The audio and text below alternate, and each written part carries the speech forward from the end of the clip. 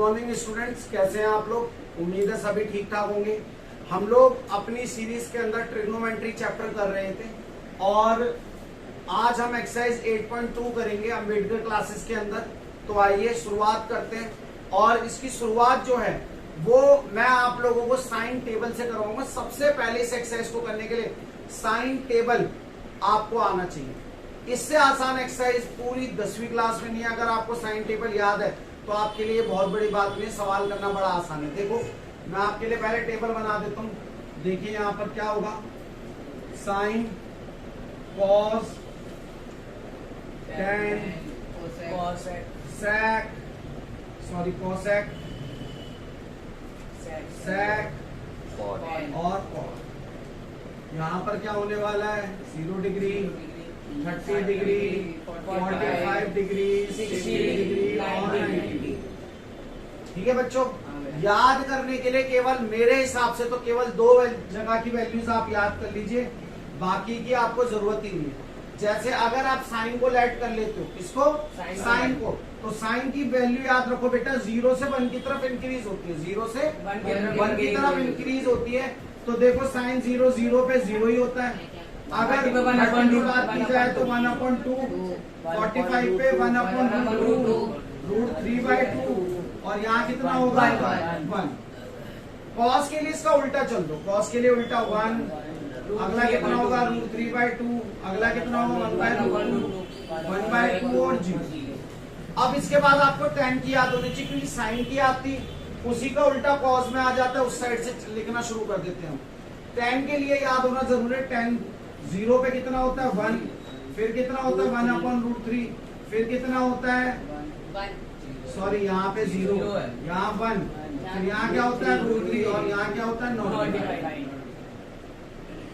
बाकी की 3 वैल्यूज की उल्टी होने वाली, बाकी की 3 वैल्यूज की उल्टी होने वाली। अगर कॉसिक की बात करोगे तो 0/1 क्या हो जाएगा, 0/1 यानी कि नॉट डिफाइंड, ये 2 हो जाएगा, ये √2 हो जाएगा, ये 2/√3 हो जाएगा और ये 1।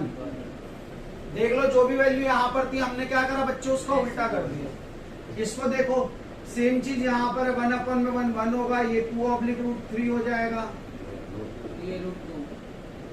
ये √2, ये 2 और ये नॉट डिफाइंड। अगले वाले में जाओगे तो कितना होने वाला है, फिर से देखो नॉट डिफाइंड, ये √3, ये 1/√3 और ये नॉट डिफाइंड है तो 0। ये वैल्यूज अगर आपको याद है तो सवाल आराम से हो जाएगा। देखो जैसे मैं पहले ही क्वेश्चन करता हूँ, बुक दीजिए जरा। मैं पहला ही क्वेश्चन करके आपको दिखाता हूँ, आप बोलोगे सर इससे आसान तो कुछ भी नहीं था। क्वेश्चन है आपका, क्वेश्चन नंबर 1 का फर्स्ट पार्ट है आपका क्या, sine 60 cos 30 plus sine 30 cos 60। अभी तो टेबल लिखा हुआ है, पेपर में टेबल नहीं होने वाला, इसलिए याद जरूर कर लेना। नहीं तो मैंने बनाने का मेथड बनाया पेपर में, जब आपको शीट मिले तो मैम की परमिशन से कॉपी में पहले से बना लेना अपना पेपर में। देखो वैल्यू पुट करो, साइन 60 की वैल्यू कितनी है बेटा, √3/2। देखो ये भी, अगर कॉस 30 की बात की जाए तो वो कितना है √3/2, ये रहा, प्लस साइन 30 की वैल्यू कितनी है 1/2 और कॉस 60 की वैल्यू होती है 1/2। सॉल्व करो, √3 पूरा 3 बटे में 2, 1 में सॉरी बटे में 4 और 2 2 सा 4। यहाँ पर सॉल्व करोगे 4 एलसीएम। भाई फिर तो जमा घटा है, एडिशन सब्ट्रैक्शन है, उसके बाद तो कुछ है नहीं। अगर आपने वैल्यू रख ली तो क्या ये कैलकुलेशन आप 6वीं 7वीं से नहीं सीख रहे हो? सवाल में है ही क्या, सवाल हल हो गया। नोट इट डाउन प्लीज, फिर इसका एक पार्ट और बताऊंगा, फिर अगले क्वेश्चन पे मूव ऑन करेंगे। Note it down please. आइए स्टूडेंट, क्वेश्चन नंबर 1 का ही एक और पार्ट मैं आपको करा देता हूँ। थोड़ी सी वेरिएशन इसमें दिख रही थी तो मैंने सोचा इसको भी आप लोगों को करवा देता हूँ। देखिए क्वेश्चन मैंने ऑलरेडी बोर्ड पे लिख दिया है। यहाँ पर फिर से वही देखो 2 tan 45 की वैल्यू कितनी होती है 1, लेकिन ऊपर स्क्वायर लगा हुआ है बेटा, तो आपको भी स्क्वायर लगाना। cos 30 की वैल्यू कितनी होती है बेटा √3/2, स्क्वायर लगाना पड़ेगा क्योंकि स्क्वायर दिया है। साइन 60 की वैल्यू कितनी होती है बेटा, समझ में आया? बस इतना ही फर्क था इसके अंदर कि अगर रेशोज के ऊपर स्क्वायर लगा के आपको दिया जा रहा है, तो आप जो वैल्यू पुट करोगे उस पर भी स्क्वायर लगाना पड़ेगा। अब इसको सॉल्व करो, भैया 2 1 2, 1 का स्क्वायर तो 1 ही होता है। और यहाँ पर देखो √3 का स्क्वायर करोगे तो 3 आ जाएगा, और 2 का स्क्वायर करोगे तो 4, यानी कि स्क्वायर न्यूमरेटर के साथ भी जाएगा और डिनोमिनेटर के साथ भी जाएगा। माइनस यहाँ भी सेम चीज होने वाली है। अब बच्चे पेपर में क्या करते हैं, जल्दी से इसको काट देते हैं। नहीं, पहले बॉड मास यूज होगा। क्या यूज होगा? बॉड मास कहता है पहले सेम साइन वालों को सॉल्व करिए। तो आप एलसीएम लेंगे तो कितना आएगा 4, ये इधर मल्टीप्लाई होगा तो 4 2 से 8, और ये इधर 3 -3/2, 11/4। अब यहाँ एलसीएम लो, 4 2 से 8 22, और 4 3 से 12। ठीक है, अब करो कितना आने वाला है 0, 2 5 से 10, और 2 4 से 8, 5/4 इज योर आंसर।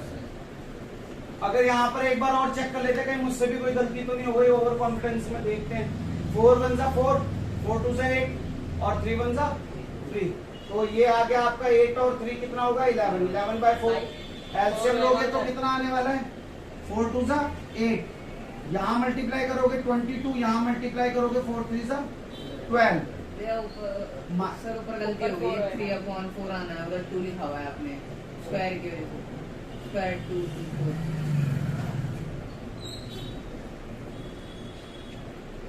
देखो बच्चों, हमसे छोटी सी मिस्टेक हो गई थी, कोई बात नहीं, देख लेते, कई बार समझाना भी होता है और इधर भी ध्यान होता है। दोनों ही चीजों के अंदर कई बार छोटी मोटी मिस्टेक हो जाती है। मैंने न्यूमिनेटर का तो स्क्वायर करा, डिनोमिनेटर का नहीं करा। अब ये पूरा ठीक हो चुका है, यहाँ 4 आएगा, यहाँ पर भी 4 होने वाला है। तो अब हमारा क्या होगा, देखो ये मैं पूरा मिटा देता हूँ। 4 11 -3, 11 में से 3 माइनस करो, कितना बचने वाला है बोलो 8/4, 4 2 से, that mean 2 your answer. Okay, अब इसको नोट कीजिए, फिर अगले क्वेश्चन पर मूव करते हैं। आइए स्टूडेंट, क्वेश्चन नंबर 2 की तरफ मूव ऑन करते हैं। क्वेश्चन नंबर 2 जो है वो आपका क्या कहता है, choose the correct option and justify your choice.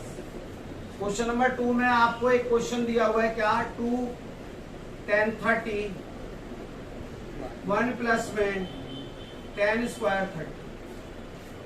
इनसे आसान सवाल नहीं हो सकते। मैंने आपको स्टार्टिंग में बोला था वीडियो की, आपको अगर वैल्यूज याद है तो ये सवाल वैसे हल हो गया। भाई हमें अच्छी तरह से पता है 10 30 की वैल्यू क्या होती है, 1/√3 का होल स्क्वायर, 1 प्लस में 1/√3 का होल स्क्वायर। अच्छा, यहाँ स्क्वायर नहीं आएगा क्योंकि स्क्वायर नहीं हो। ठीक है बच्चों, इसको सॉल्व करोगे तो क्या आने वाला है 2/√3, और नीचे क्या होगा बच्चों 1। और अभी बताया था स्क्वायर करोगे तो न्यूमिनेटर का स्क्वायर अलग और डिनोमिनेटर का स्क्वायर अलग।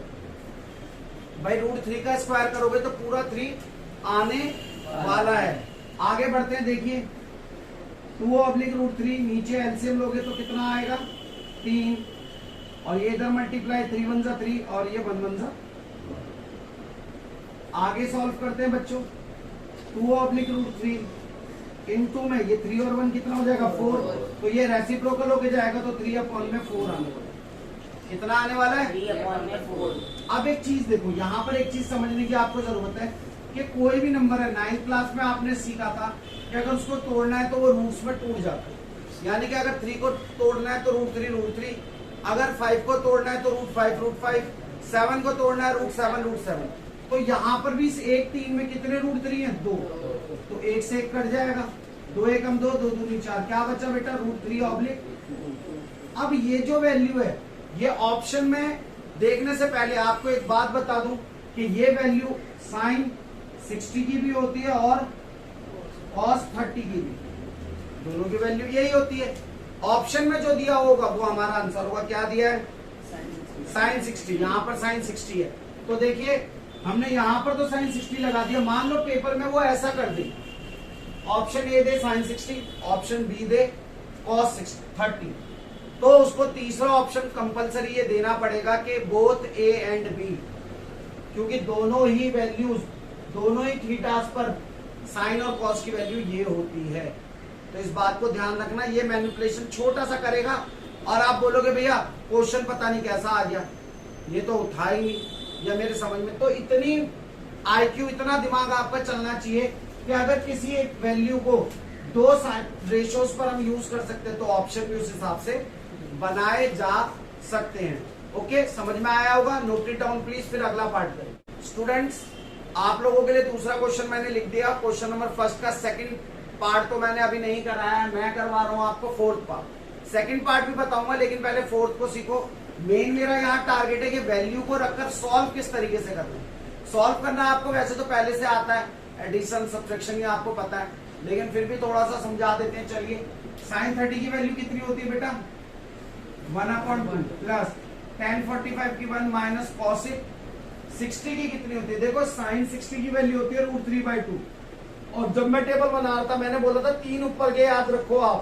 3 भी क्यों? 2 साइन और tan, बाकी तो उसी से रिलेटेड है। तो cos इसका उल्टा होता है, यानी कि वैल्यू होगी 2/√3 2/√3 अपॉन sec 30 इसका उल्टा होगा cos 30 का, और cos 30 की वैल्यू यही होती है और इसका उल्टा ये लिखा हुआ प्लस cos 60 के लिए आपको पता है cos 60 की वैल्यू कितनी होती है? 1/2 प्लस cot 45 1, क्योंकि tan 45 1 होता है और उल्टा 1 का 1 ही होगा।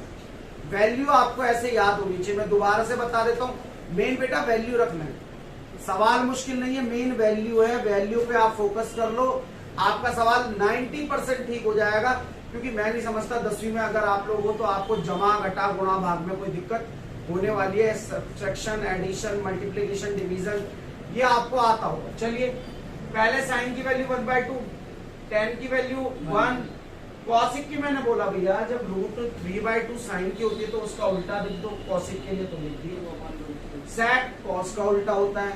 cos 30 पे वैल्यू होती है √3/2 तो उसका भी उल्टा 2/√3। cos 60 1/2, tan 40 वैल्यूज रख गई। अब तो सॉल्व करना है, ऊपर वाले को अलग, नीचे वाले को ऊपर। अगर एलसीएम लोगे तो कितना आएगा? 2√, कितना आएगा? 2√3। और नीचे चलो पहले ऊपर का देख लो। अब देखो बेटा, यहाँ पे ना बच्चों को दिक्कत आती है। एलसीएम कैसे ले? √3 है, 2 है, एलसीएम लेने में दिक्कत आएगी। आप एलसीएम लो ही मत ना, आप इसके नीचे 1 मान लो और बेटा इसको डायरेक्ट मल्टीप्लाई कर दो। क्या कर दो? Direct multiply. 2 1 से मल्टीप्लाई होगा, 2 1 से 2 और √3 से होगा तो 2√3 आगे वो लिख दिया। अब एक चीज गौर से देखना, यहाँ 2 है, यहाँ भी 2 है, 2 से 2 कैंसिल आउट, 2 से 2 कैंसिल आउट, क्या बचा बच्चों? √3 की 1 में मल्टीप्लाई करो, क्या आएगा? आगे भी इसी प्रोसीजर को करो। यहाँ देखो, यहाँ 1 है, यहाँ 2√3 है। अगर किसी नंबर को 1 से डिवाइड करोगे तो क्या आने वाला है? वही नंबर आने वाला है, तो 2√3 आएगा। 1 से मल्टीप्लाई करोगे माइनस, अब यहाँ देखो √3 से √3 कट गया, क्या बचा? 2 को 2 में मल्टीप्लाई करो। थोड़ा समझ में आया होगा, थोड़ा नीचे वाले में समझाता हूँ, तब तो पक्का आ जाएगा। एलसीएम लेने के लिए क्या करेंगे भाई? मल्टीप्लाई कर दो। क्या कर दो? 2√3। अब यहाँ देखो, यहाँ √3 से क्या हो गया? √3 से √3 तो क्या बचा? 2 की मल्टीप्लाई 2 से करो 4 प्लस 2 से 2 कैंसिल आउट हो गया, क्या बचा? √3 1 से मल्टीप्लाई करो और यहाँ 1 है, 1 में तो याद रखना जो लिखा है ना वही आ जाएगा। कोई दिक्कत? अब आगे बढ़ते हैं।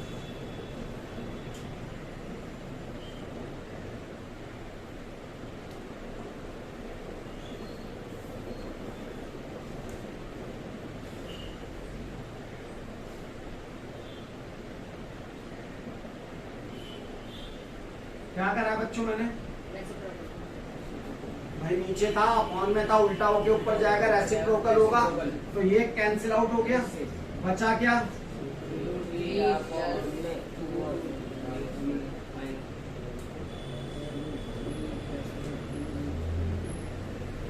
दो और एक कितना होगा? 2 और 1 क्या हो जाएगा? कोई दिक्कत किसी बच्चे को? इसको मैं ऐसे भी तो लिख सकता हूँ, अगर ऐसे लिख दूं तो कोई गलती हो जाएगी क्या?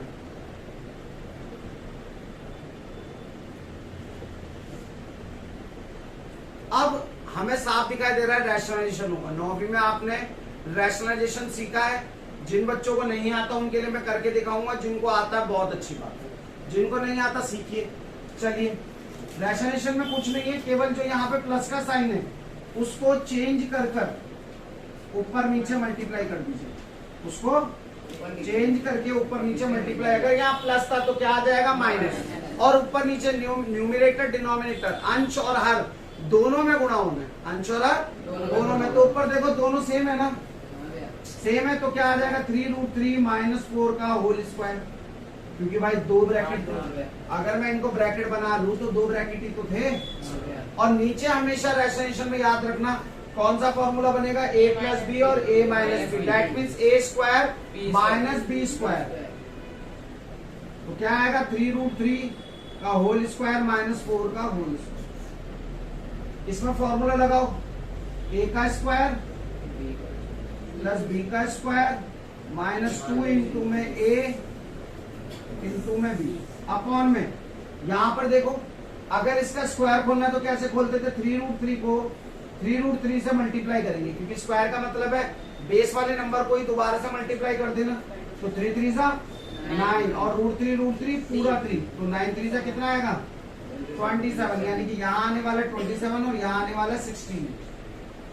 ऊपर सॉल्व करो कितना आएगा, देखो स्क्वायर अभी तो निकालना बताया तुम्हें मैंने, कितना आएगा 27 प्लस 16 माइनस 2 4 सा 8, 2 4 सा 8 और 8 3 सा 24√3 अपॉन में 11। 27 और 16 कितना हो जाएगा बेटा 43 माइनस 24√3 अपॉन में 11 and that will be your answer. समझ में आया? देखो उसने एक ही क्वेश्चन से ट्रिग्नो की भी नॉलेज आपसे पा ली, आपसे ये जान लिया कि आपको एलसीएम लेके जोड़ना घटाना आता है या नहीं आता है, आपसे रैशनलाइजेशन भी पूछ लिया। इसीलिए question paper point of view से इंपॉर्टेंट हो जाता है, क्योंकि यहाँ पे आपके बेसिक कॉन्सेप्ट से लेकर हायर कॉन्सेप्ट तक चेक हो जाते हैं। इस क्वेश्चन को नोट कीजिए, फिर अगला पार्ट। तो आइए स्टूडेंट्स अगले क्वेश्चन की तरफ बढ़ते हैं। इसका सेकेंड पार्ट और फोर्थ पार्ट आप खुद कीजिएगा, मैं आप लोगों को बताने जा रहा हूं इसका थर्ड पार्ट। कौन सा पार्ट? क्वेश्चन नंबर 2 का थर्ड पार्ट। थर्ड पार्ट में क्या कह रहा है, sine 2a is equal to 2 sine a। a की कोई ऐसी वैल्यू पुट करनी है कि दोनों साइड क्या हो जाए, बराबर हो जाए। दोनों साइड क्या हो जाए, तो बेटा साइन की एक ही वैल्यू इनको बराबर कर सकती है, वो है 0। क्यों? देखो अगर मैं 0, आपको पता है 0 किसी से भी जाके मल्टीप्लाई होता है तो उसको क्या करता चला जाता है, 0 करता चला जाता है। क्या करता चला जाता है? और साइन 0 की वैल्यू भी 0 ही होती है। तो आप यहाँ देखो 2 0 सा, तो ये साइन 0, साइन 0 की वैल्यू क्या होती है 0, साइन 0 की वैल्यू 0 और 2 0 सा, यानी कि इसका ऑप्शन नंबर ए बिल्कुल सही है। यहाँ पे थोड़ा सा टेबल की नॉलेज और थोड़ा अपना इंटेलिजेंस से आपको दिखानी पड़ेगी। देखो ट्रिग्नो केवल समझने का काम नहीं है, ट्रिग्नो में अपनी इंटेलिजेंस भी साबित करनी पड़ती है, और वो आती है प्रैक्टिस। जितनी आप प्रैक्टिस करोगे, जितने नंबर ऑफ क्वेश्चंस अपने हाथों से करोगे, उतना सुधार होगा। अब हम देखते हैं क्वेश्चन नंबर 3। यहाँ पे दो बातें दी है, एक बोल रहा है tan a प्लस बी जो है वो बराबर है √3 के, और tan a माइनस बी जो है वो बराबर है किसके, 1/√3। मैं ना बच्चों आगे का क्वेश्चन पढ़ ही नहीं रहा, पहले मैं इसी को सॉल्व करता हूं। मैं पढ़ ही नहीं रहा, निकालना क्या है करना क्या। आप गौर से देखो, मुझे tan a प्लस बी दिया है √3 के बराबर। एक बात बताओ, जो आपका tan थीटा होता है उसकी वैल्यू कब √3 होती है भाई? जब वो 60 डिग्री के बराबर हो। भाई √3 वैल्यू कब होगी? जब वो tan 60 होगा। 60 पे तो टेबल में √3 दिया हुआ है, तो दिया हुआ है तो tan से tan, यानी कि a प्लस बी मेरा कितना आ गया बच्चों, ये मेरी पहली इक्वेशन बन गई। सेम चीज मैं दूसरी तरफ करता हूं, देखो tan a माइनस बी 1/√3 कब होती है, tan 30 पे। कब होती है? tan से tan कट गया, a माइनस बी किसके बराबर आ जाएगा बच्चों, ये मेरी दूसरी इक्वेशन। अब एक बात बताओ, आप लोगों ने सीखा था इसको सॉल्व करना या नहीं? सोचो, ये दो क्या है, लीनियर इक्वेशंस है, तो एलिमिनेशन मेथड यूज कर सकते हैं हम, प्रतिस्थापन विधि। भाई ऊपर रखा ये, नीचे रखा ये, बी से भी कैंसिल आउट, क्या बचा 2a is equal to 90, a is equal to what, काटोगे तो 45, a की वैल्यू 45 आ गई बेटा। अब मुझे दूसरे की वैल्यू निकालनी, किसकी निकालनी है, दूसरे की वैल्यू इसमें पुट कर लो या इसमें पुट कर लो, तो put a is equal to 45 in equation, तो क्या आने वाला बेटा 45 plus b is equal to 60, तो b is equal to 60 minus 45, 60 में से 45 माइनस करो, कितना बचने वाला है, यानी कि b की वैल्यू कितनी है 15। इतनी बात तो मैंने बिना क्वेश्चन पढ़े सॉल्व कर लिया। अब देखते हैं क्वेश्चन में क्या कहना चाह रहा है वो। क्वेश्चन में वो कहना चाह रहा है a प्लस, ये जो आपका a प्लस बी है बेटा, ये a प्लस बी, इस बात को समझो जो उसने यहाँ पे बोली है, क्या 0